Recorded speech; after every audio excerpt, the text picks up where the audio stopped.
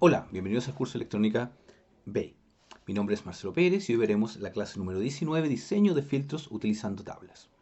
Hasta el momento hemos visto, en las clases anteriores, muchas configuraciones para poder implementar filtros, ya sea pasa bajo, pasa alto, pasa banda y elimina banda, ya, utilizando eh, filtros de primer orden o configuraciones Allen Key o doble realimentación. Lo que vamos a ver ahora en adelante es cómo diseñar estos filtros, ¿ya? Lo primero que tenemos que saber para diseñar un filtro es que tenemos que elegir qué tipo de filtro queremos. Y hay varios tipos de filtro dependiendo el objetivo que nosotros necesitemos. Primero, tenemos el filtro Butterworth, que es uno de los más simples, el cual su respuesta en frecuencia se muestra acá. No tiene ruido, no tiene ripple en la banda de paso ni en la banda de rechazo. Y la respuesta en frecuencia es suave. ¿Qué quiere decir esto? Que para lograr un cierto desempeño de frecuencia yo necesito un orden muy alto del filtro. Eso quiere decir que tiene que tener muchas etapas y por lo tanto va a ser más complejo. Luego tenemos los filtros Chebyshev. Los filtros Chebyshev hay dos tipos. El tipo 1, que tiene, tanto el tipo 1 como el tipo 2 tienen una respuesta en frecuencia más abrupta que el Butterworth, pero la diferencia está en que en el Chebyshev tipo 1 se tiene ripple en la banda de paso, tal como se muestra en la figura de acá. Entonces la banda de paso tiene ripple y luego tiene una respuesta rápida. La banda de rechazo es plana. ¿Qué significa que tenga una respuesta más abrupta? Es que para tener el mismo desempeño en frecuencia necesitamos un orden mucho menor. Aquí ustedes pueden ver la comparación entre un N35 y un N10. Eso quiere decir que el polinomio, ¿cierto?, tiene que ser de orden 10, el polinomio del filtro, y por lo tanto la cantidad de polos y de etapas que va a necesitar es menor. En el caso del tipo Chebyshev 2, la respuesta de frecuencia, como les dije, es muy similar, pero tiene la diferencia es que la banda de paso ahora no tiene ningún tipo de ruido, mientras que la banda de rechazo concentra el ruido.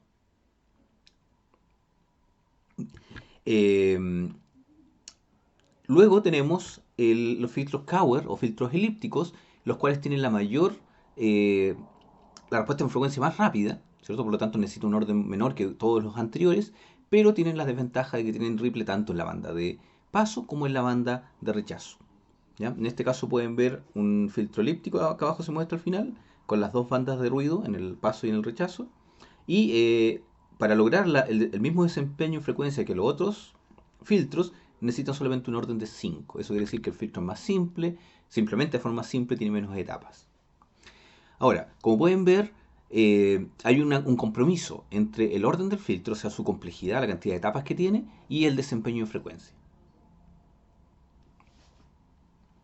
Luego que elegimos el filtro, tenemos que diseñarlo. En este curso solamente vamos a trabajar con dos tipos de filtro, el tipo Chebyshev tipo 1 y el tipo Butterworth. Por lo tanto, esos dos tipos son los que vamos ahora a analizar cómo se dice, cuál es la respuesta de frecuencia que tienen y cómo se diseñan. Para poder diseñar el filtro, tenemos que, lo primero, saber cuál es el orden del filtro, o sea, cuál va a ser el orden del polinomio del denominador del filtro. Para eso se definen ciertos factores. Tenemos el factor de frecuencia, que es la frecuencia de supresión o de rechazo, dividido por la frecuencia de paso, y el factor de ganancia, que es la ganancia de paso dividido por la ganancia de supresión o rechazo. ¿Qué son la frecuencia y ganancia de rechazo? Es el punto en el cual yo le pido al filtro que desde ese punto en adelante, de esa frecuencia en adelante, la atenuación sea desde un valor hacia abajo. Es decir, le doy un punto, una cota máxima a la amplitud que puede tener. ¿Ya? Estos se pueden expresar usualmente como la ganancia, está expresada en términos de decibeles, se puede expresar entonces la ganancia en decibeles como la resta de las dos ganancias en decibeles, la de paso y la de supresión.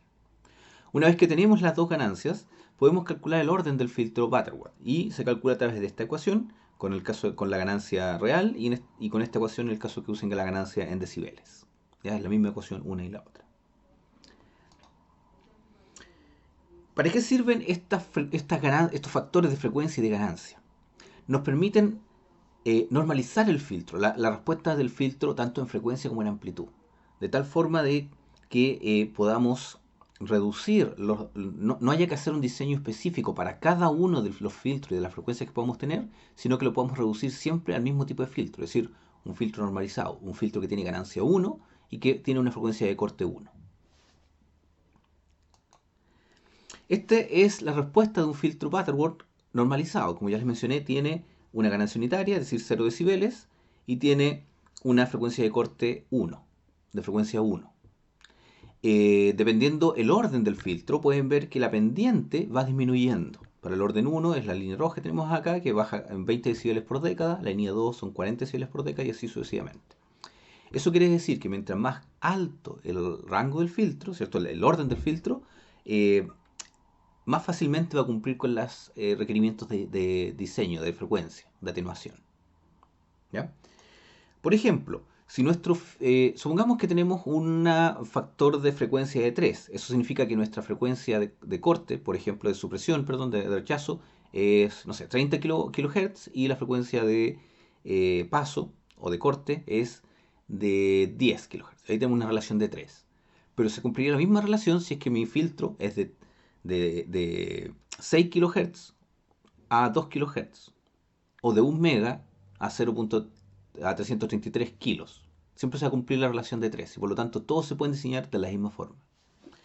Una vez que tenemos entonces la ganancia de frecuencia, calculamos también una ganancia un factor de ganancia, perdón.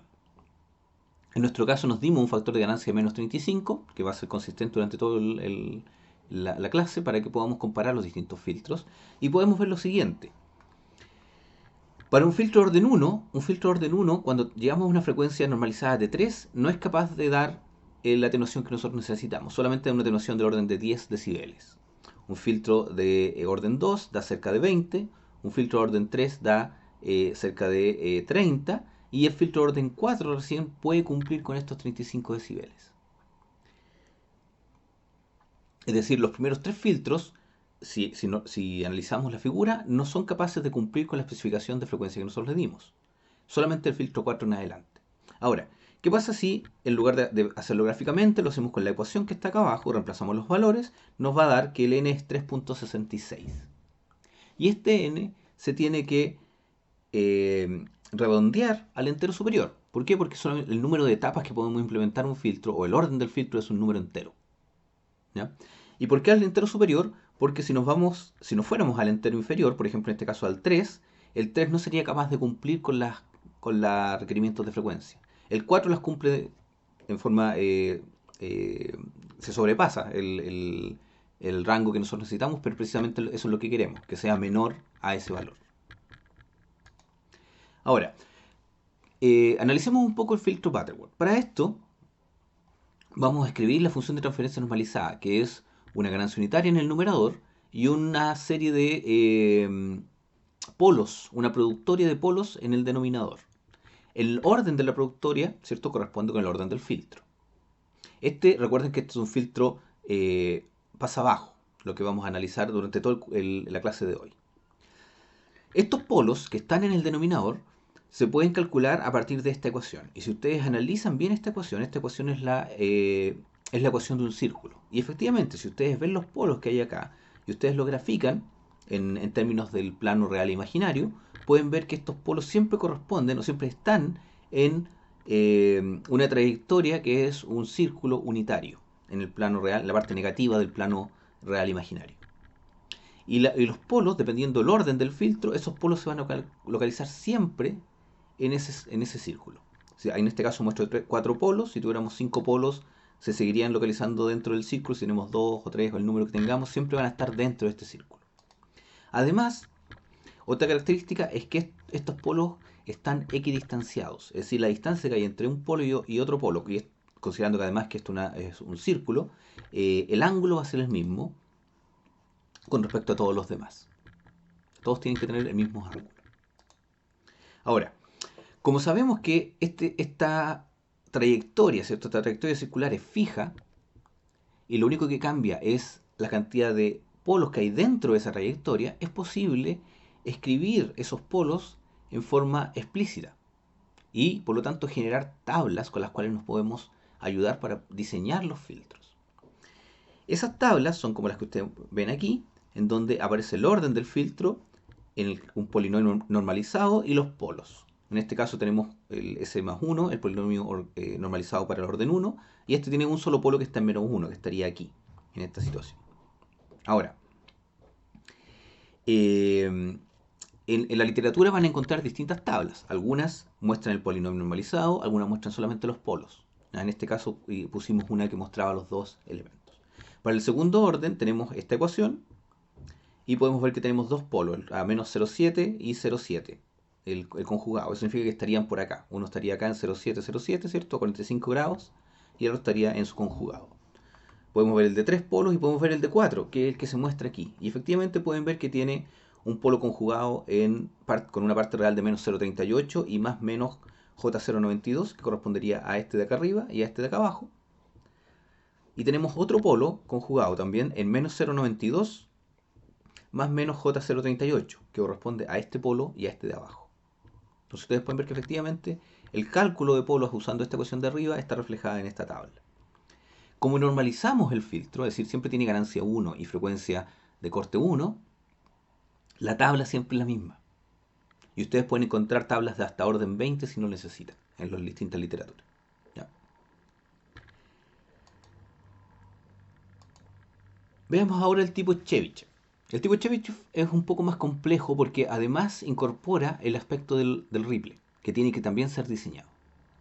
Para encontrar el orden del filtro Chebyshev tenemos que ocupar esta ecuación, que ahora en lugar de los logaritmos tiene los arcosenos hiperbólicos. Entonces tenemos el arcoseno hiperbólico de esta expresión dividido por el arcoseno hiperbólico del factor de frecuencia. ¿Cómo se calcula la expresión de arriba? Bueno, el TA que tenemos acá depende de la ganancia, del factor de ganancia. Y se calcula ya sea con la ganancia en decibeles o con la ganancia real. Y el E, el epsilon que tenemos acá abajo, ese término depende del Ripley. Y por lo tanto, es necesario conocer el Ripley como un parámetro de diseño para poder incorporarlo y poder calcular el orden que necesitamos. ¿Ya? Aquí se muestra también, el Ripley lo pueden mostrar en valores reales o el Ripley en decibeles. Usualmente se da en decibeles porque está en relación con la ganancia. Una vez que tenemos el orden, podemos calcular la función de transferencia, que también para un filtro pasabajo normalizado. En este caso pueden ver que en el denominador, al igual que el caso anterior, tenemos una serie de polos, una productoria de polos, pero esta vez el numerador ya no es una ganancia 1, sino tiene una ganancia dada por H0. Y esa ganancia se puede calcular y depende, a partir de estas dos ecuaciones, y depende de si el número o el orden del filtro es par o impar. Después cuando veamos el resultado van a ver por qué se produce esa diferencia.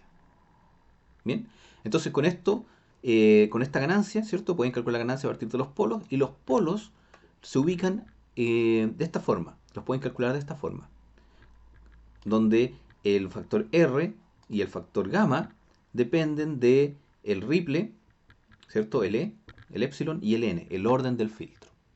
Ahora, si ustedes se fijan en esta ecuación que está aquí, en el PDK, corresponde a una elipse, es decir, un elemento que tiene su eje X e Y multiplicado, un elemento circular, ¿cierto? Que tiene su eje X y Y multiplicado por distintos factores.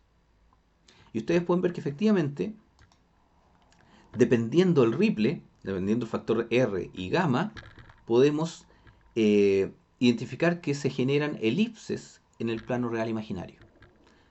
En este caso, una elipse para un Ripley de 0,5 decibeles. Pueden ver que está acá. ¿Ya? Se ve como círculo, pero fíjense la escala. En la escala estamos en la parte imaginaria estamos entre menos 1 y 1, mientras que en la parte real llegamos recién a 0,3, un poco más de 0,3. Por lo tanto, este es una elipse bastante achatada. Y dependiendo entonces exclusivamente del Ripley, es la posición o esta trayectoria de las elipses. Y dentro de esta trayectoria podemos entonces ubicar los polos dependiendo del orden de polos que nosotros queramos. Es decir, fíjense bien, el Ripley nos define la trayectoria en la cual van a estar los polos y el número de polos se calcula a partir de esa ecuación, equidistanciados también dentro de esta trayectoria. Lo podemos hacer lo mismo para 0,5 y luego para 1 decibel. Pueden ver que mientras más grande el Ripley, más achatada es la elipse. Y dentro de esta elipse, dentro de esta trayectoria, también podemos localizar cierta cantidad de polos. En este caso, localicé 4 polos. Ahora, como cada elipse o cada trayectoria en donde se ubican los polos depende exclusivamente del Ripley, y una vez que uno define el ripple, los polos siempre están dentro de esa elipse, se pueden generar tablas también. Igual que en el caso del Butterworth. Pero esta vez las tablas tienen que hacerse con respecto al ripple. Es decir, para los filtros Chebyshev, ustedes en los libros van a encontrar tablas dependiendo del ripple. Tablas para 0,01 decibel, 0,1 decibel, 0,5, 1, 2, 3, etc. Y cada tabla va a contener la misma información que tenía la tabla de Butterworth. Es decir, el orden, el polinomio del denominador y los polos. Aquí pueden ver efectivamente que tenemos, puse una tabla resumida que tiene un orden 4, ¿cierto? Y los polinomios normalizados. Y la posición de los polos. Ahora, suponen, aquí abajo muestra la respuesta en frecuencia del filtro Chebyshev para un ripple de 1 decibel. Tenemos el orden 1, que es el negro, orden 2, 3 y 4, y pueden ver que se comporta similar al Butterworth, en donde los polos van bajando. A medida que aumenta el orden, perdón, la ganancia va bajando cada vez más rápido. ¿Tiene una gran diferencia? Sí. Fíjense que, recuerden que en el caso anterior, en el Butterworth, habíamos elegido una frecuencia de corte de 3, ¿cierto? Normalizada, y una frecuencia de rechazo, perdón, de rechazo de 3, y una ganancia de rechazo de menos 35 decibeles. Es decir, aquí tenemos el mismo punto, 3 y menos 35 decibeles. Y si ustedes se fijan, el filtro orden 1 no cumple con esa especificación, el filtro orden 2 tampoco, pero ya el filtro orden 3 sí. Y en el caso del Butterworth era el orden recién, el orden 4 podía cumplir con esto. ¿Ya? Eso quiere decir que los filtros Chebyshev usualmente tienen menos orden que los filtros Butterworth. Le permiten llegar a niveles bajos de ganancia en frecuencias mucho más cercanas. Ahora, como pueden ver, la escala de la figura de la izquierda está entre 20 y menos 100 decibeles, por lo tanto no se alcanza a notar el ripple. Si hacemos un zoom cerca de los 0 decibeles, podemos ver el ripple efectivamente. Y ustedes pueden ver que para n igual a 1 no hay ripple, para n igual a 2, que es el azul, tiene un ripple que sube y después baja, y esa subida que tiene es de 1 decibel. Luego tenemos para el ripple número 3, que ahora en lugar de subir, baja. ¿Se fijan? Baja, después sube, llega hasta la ganancia de paso y vuelve a bajar. Y en el caso del n igual a 4, la línea verde nuevamente sube primero y después baja. Es decir, para siempre se cumple que el ripple es de 1 decibel, ya sea hacia arriba o hacia abajo. En el caso de los filtros impares, ese ripple está desde la ganancia de paso hacia abajo. Mientras que en el caso de los órdenes pares, está desde la ganancia de paso hacia arriba. Y es por eso que la ganancia de la ecuación de transferencia, ¿cierto? La función de transferencia de los Chebyshev, perdón, tiene un H0 que depende, de esa ganancia, depende si es que es impar o par el orden del filtro. Y es porque, claro, el ripple o está arriba de la frecuencia, o de la ganancia, perdón, o abajo de la ganancia. Podemos repetir esto con otra tabla, una tabla de 0,5. Ustedes pueden, si comparan las dos, pueden ver que tiene ligeras diferencias en los polinomios. Los polinomios cambian, tienen otros factores, no están muy lejos de los que se muestran en el de 1 decibel, pero sí se nota un cambio. Al igual que los polos, también pueden notar que van cambiando ligeramente. Si vemos la respuesta en frecuencia, es muy parecida a la anterior, solamente cambió el ripple, como ustedes se dieron cuenta. Aquí tampoco se ve el ripple porque está a una escala muy grande, pero si hacemos zoom cerca de la frecuencia de la ganancia 0, podemos ver que efectivamente se cumple exactamente lo mismo del caso anterior. Es decir, tenemos ripple ya sea por arriba o por abajo de la ganancia de paso, pero este ripple en este caso es de 0,5 decibeles. ¿Bien? Ok. Con eso entonces les quería presentar el cómo elegir tipos de filtro, ya sea Butterworth o Chebyshev. Bueno, además saben que existe el Chebyshev tipo 2 y el Kauer elíptico. Y luego, perdón, y luego utilizando ya sea la ecuación del Chebyshev o del Butterworth, poder calcular dónde están los polos y por lo tanto cuál es el polinomio. También podemos ver que existen tablas. En el caso del Butterworth es una sola tabla, en el caso del Chebyshev depende del ripple, en donde nos indican la posición de los polos del filtro. Todo lo que vimos hoy es para filtros paso abajo y de normalizados, es decir, de ganancia unitaria y frecuencia de corte 1. ¿Por qué se hace el diseño de esa forma? Porque luego, como vamos a ver en un par de clases más adelante, estos filtros pasabajos se pueden desnormalizar y se pueden transformar en cualquier filtro que yo quiera, pasa alto, elimina banda, pasa banda, y moverlos a la frecuencia, o trasladarlo en ese sentido, a la frecuencia en la cual originalmente yo necesito trabajar con ellos. ¿Bien? Eso lo vamos a mover en la próxima clase. Entonces, con esto terminamos la clase de hoy. Muchas gracias.